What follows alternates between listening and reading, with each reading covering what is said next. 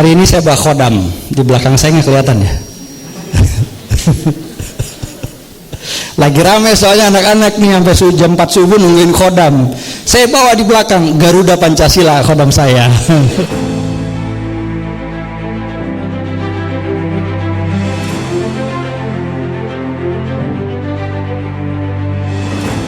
Jurusan apa? Nggak jawab jurusan dulu, ditanya jurusan, jawabnya dulu. Oh, Universitas Negeri Jakarta, iya, dulunya IKIP. Fakultas Ilmu Sosial. Wah, keren ya Fakultas Ilmu Sosial. Pas udah masuk, jurusannya apa? Pendidikan Sejarah. Wah, pertanyaannya bertubi-tubi. Ngapain sih? Mau jadi apa sih? Nggak bisa jawab saya. Speechless.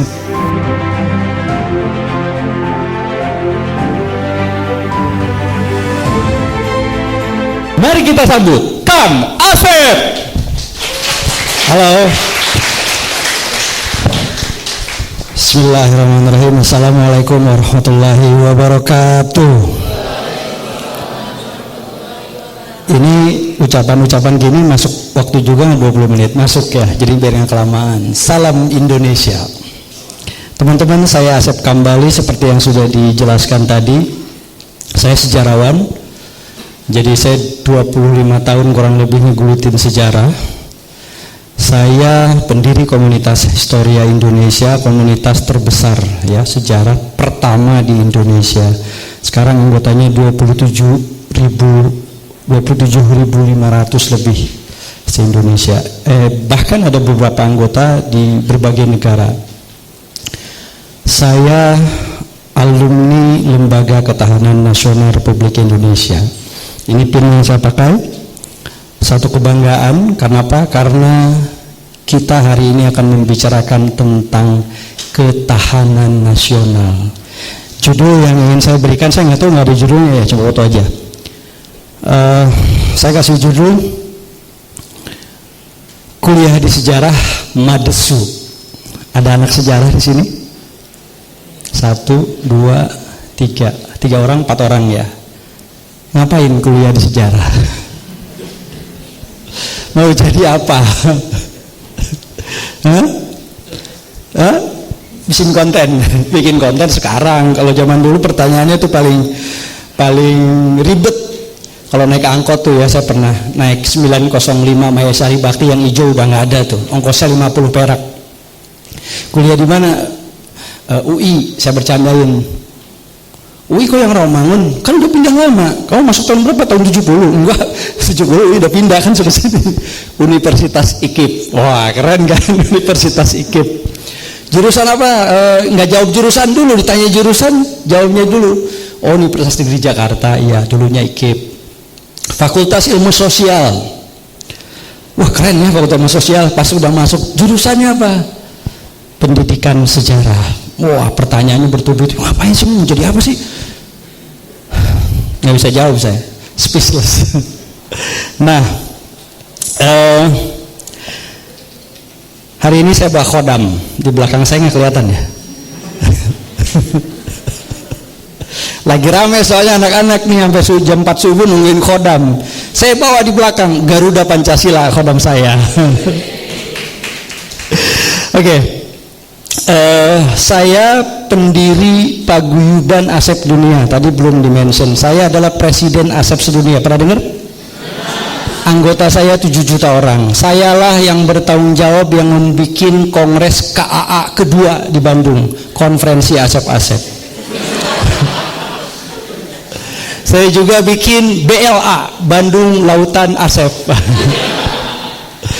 2015 viral, 2023 kemarin viral di Garut ya, 5.000 Asep bertemu juga. Itulah ulah saya ya, karena Asep bersatu tak bisa dikalahkan. Programnya, jangan-jangan ada Asep di sini yang menyamar. Programnya, waktu kebakaran di Riau, saya kirimkan orang, kita sebut programnya itu adalah Asep melawan Asap. Wah, keren kan? Saya suka kesel komentar orang. Ini asapnya banyak banget nih di jalanan. Itu asap bukan asep gitu. Gimana sih tulisannya asap kan? Bukan asap, tulisannya asap. Jadi harusnya dibacanya asap, ya kan? Aduh, saya bilang. Ini saya bukan stand up comedy ya, by the way. Saya mau ngomongin sejarah. Sejarah itu selalu dianggap sampah, selalu dianggap ketinggalan. Makanya kalau kalian yang kuliah di jurusan sejarah, saya selalu tanya, mau ngapain kuliah di sejarah? Ya, karena nggak ada konglomerat lulusan sejarah. Coba tunjukkan ke saya, siapa yang ada orang yang kaya raya karena sejarah? Nggak ada. Apalagi budaya, ya kan?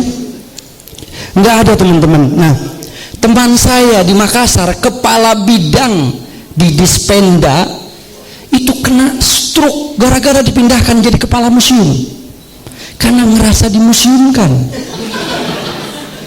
Jadi museum, kemarin saya di dinas arsip mengisi materi, dinas arsip, dinas perpustakaan itu selalu dianggap tempat pembuangan, tempat pengasingan, bahkan yang paling ngeri tempat hukuman. Bukannya di penjara itu. Iya, emang kami ngerasanya begitu kan. Nah, nggak bahasa cuk sejarah ini, jadi ngapain gitu. Nah, kemudian tinggalan sejarah terlantar, ya, gedung-gedung tua dihancurkan. Kalau kalian ke Eropa, jalan-jalan ke Eropa, orang Eropa itu bikin paket wisata dari gedung-gedung tua, gedung-gedung bersejarah kan, ya, mereka pinter banget tuh ngejualin gedung-gedung tua, ya, bikin paket wisata dari gedung tua. Orang Indonesia juga pinter, dia ngejualin dan ngancurin gedung-gedung tua untuk jalan-jalan ke Eropa, duit di bawah. Di Eropa mereka foto di alun-alun, di Amsterdam, di depan Istana Dam, ya, foto di Menara Eiffel, ya, foto di mall, di museum, di kafe, semuanya gedung tua yang dijajahin di Eropa. Di kita dihancurin, dibangun ruko, dibangun mall. Apa yang mau kita jual ke turis kalau gedung tuanya dihancurkan? Yang paling gila lagi di masa depan, apa yang mau kita banggakan, yang mau kita kasih ke anak cucu kita, yang mau kita wariskan? Mall sama ruko itu. Nah, disinilah persoalannya, tidak ada perhatian bangsa ini sama sejarah, teman-teman, sama budaya, ya kan? Coba teman-teman lihat di Amerika, orang kalau mau jadi gubernur, ya, mau jadi senator atau anggota dewan, mau jadi PNS, itu ada tes sejarahnya. Di kita mana ada. Bayangkan Indonesia ini kaya raya dengan sejarah dan budayanya, dan kalau kalian nggak paham, ya, kalian nggak kenal, bagaimana kalian terinternalisasi kebangsaan itu? Undang-undang Sisdiknas itu tidak ada nomenklatur sejarah, nggak ada. Makanya sejarah masuk ke dalam IPS, nanti tanyain sama guru gembul. Sejarah itu masuk ke IPS. Jadi memang sejarah ini nggak masuk tuh ke mana? Ke dalam sistem pendidikan itu. Makanya nggak diperhatikan. Lulusan sejarah di Amerika, Inggris, Singapura, Australia itu menempati posisi-posisi strategis di kedutaan, di Setnek, ya, di seluruh dunia mereka punya kedutaan, di Setnek, di Kemenlu, dan itu prestisius, mereka jadi atase. Saya punya teman atase kebudayaan di Dubes Amerika, karena saya tahun lalu pulang dari Amerika. Itu lulusan sejarah, perempuan. Di kita lulusan sejarah jadi apa? Jadi teller bank, teman saya banyak. Ya bukannya merendahkan ya, tapi posisinya kan serahkan sesuatu pada ahlinya. Kalau enggak, tunggu kehancurannya. Ini yang terjadi sama ransomware ini, pusat data kita kan.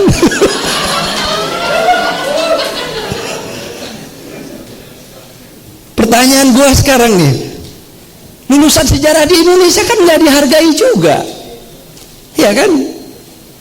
Nyaris nggak ada harganya lah. 10 menit mesti gue cepetin. Sepenting apa sejarah kalau gitu, teman-teman?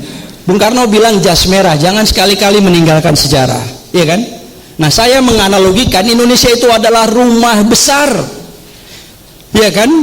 Dia dihuni oleh, ini karena waktunya jadi skip nih, dihuni oleh 38 provinsi, ya, 74.000 desa dan kelurahan, 1.334 etnis, Berarti ada 1334 kamar lah katakannya di dalam rumah besar Indonesia. Kalau anak-anak yang nggak belajar sejarah, nggak belajar budaya, bisa terjadi yang namanya konflik horizontal di dalam rumah tersebut. Ada yang ngejualin gentengnya, ada yang ngejualin tiangnya dan seterusnya, maka lama-lama rumah besar itu akan ambruk. Jadi kitalah yang menjaga. Jadi seperti piramida Indonesia itu di puncaknya, kita dari Aceh sampai Papua ini penopangnya. Makanya isi kepala kalian itu harus sama isinya tentang Indonesia, nggak boleh beda. Karena kalau beda yang terjadi disintegrasi bangsa, konflik, ngerasa paling. Disitulah pentingnya belajar sejarah. Kalian ikut PMI, kalian ikut HMI, ada orientasinya dulu kan, 1-2 minggu kan latihan kader. Nah, kalau mau jadi bangsa Indonesia, kalau mau jadi anak bangsa, latihan kadernya di mana? Enggak ada. Ini persoalannya. Nah, cuma ada di sejarah, teman-teman.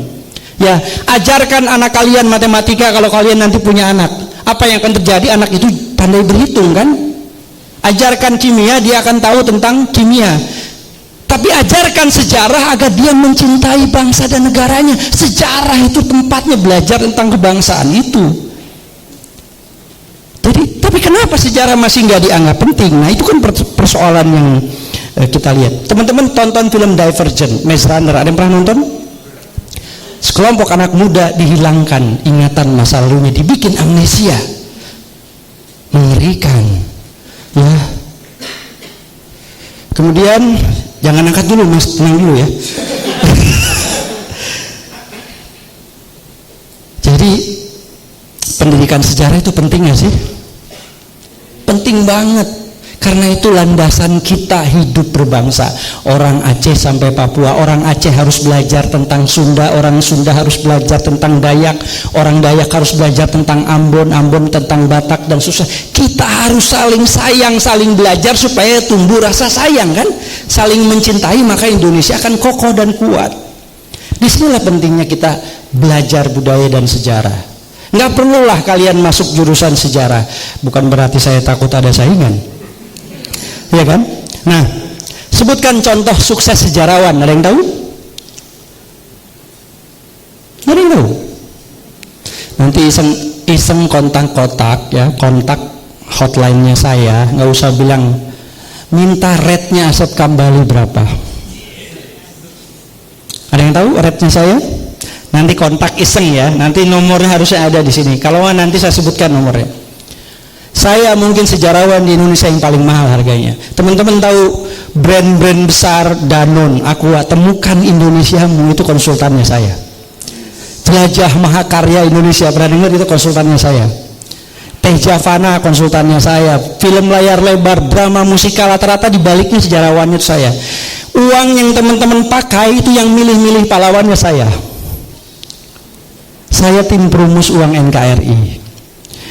Jadi satu kebanggaan saya bisa berbagi di sini, karena saya ingin kasih tahu bahwa sejarah itu mades, itu artinya masa depan sukses. Saya pernah dibayar satu hari 100 juta gara-gara posisi saya sebagai sejarawan. Percaya nggak? 4 hari saya 400 juta dapat. Tulisan saya tentang sejarah satu lembar itu dihargai 25 juta. Satu lembar tulisan sejarah. Tapi harus yang kredibel, ya. Jangan cuma ngambil dari Google. Harus pakai sumber primer dan susah. Anak sejarah nih, jadi kalian punya role model hari ini, ya. Jangan role modelnya lulusan sejarah Amerika yang jadi bintang film porno, ya. Tahu? Nggak ada yang tahu. Ini kebanyakan nonton bodinya aja, nggak tahu latar belakangnya. Ada lulusan sejarah asal Amerika main film porno, sukses dia, perempuan. Nggak ada yang tahu. Wah, ada yang tahu langsung.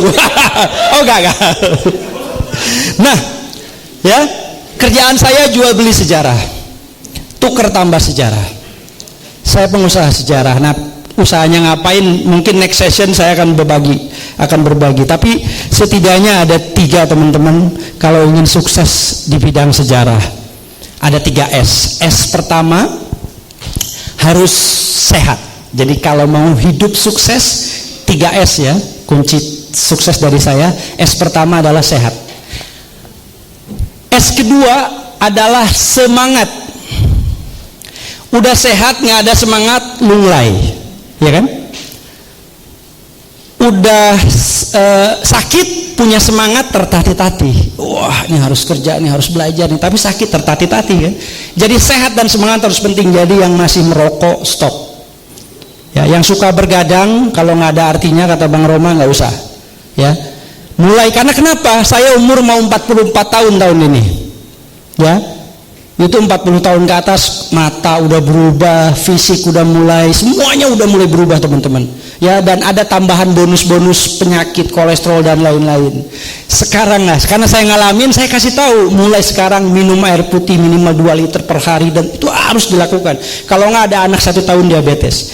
S ketiga, ada yang bisa kasih jawab S ketiga? Sehat, semangat, S ketiga apa? Ada yang tahu? Salat bukan, syahadat bukan, sabar bukan, salam apalagi, salam sapa senyum. S ketiga sejarah enggak. S yang ketiga adalah the power of silaturahim, networking. Ya, udah sehat semangat nggak punya temen, nggak punya jejaring, nggak bisa kemana-mana. Makanya pas kuliah jangan cuma D3 CPN, datang duduk diam catat hafal pulang nongkrong. Jangan cuma itu, berjejaring, berorganisasi. Ya, ada seminar datang, ada ini hadir semua, bikin banyak. Dulu saya bayangin belum punya HP. Ya kan, cuma minta kartu nama, ribuan kartu nama masih saya simpan sampai sekarang. Kalian udah punya HP, langsung foto, langsung ini. Waduh, saya kebayang dulu ketemu Ali Sadikin, ketemu tokoh yang proklamasi, yang rekam ulang. Saya ketemu banyak tokoh tapi nggak punya fotonya kan. Kalian bawa kamera, habis ini kita foto bareng. Ya, karena barang siapa tidak mau difoto, maka ia tidak akan dikenang dalam sejarah. Ya. Dan quote saya terakhir, karena sejarah itu penting. Kalau kata Bung Karno jangan sekali-kali meninggalkan sejarah, maka kata saya, kenapa Bung Karno bilang seperti itu? Karena untuk menghancurkan suatu bangsa, musnahkan ingatan sejarah generasi mudanya. Jangan sampai itu terjadi pada bangsa ini. Ya, kenapa? Karena sejarah adalah alat pertahanan negara, soft power. Jadi cinta tanah air itu ada di kepala kita dan dasarnya adalah kita paham sejarah dan budaya bangsa. Ya, saya Asep Kambali, mari menjadi anak muda yang berdaya sejak muda. Terima kasih.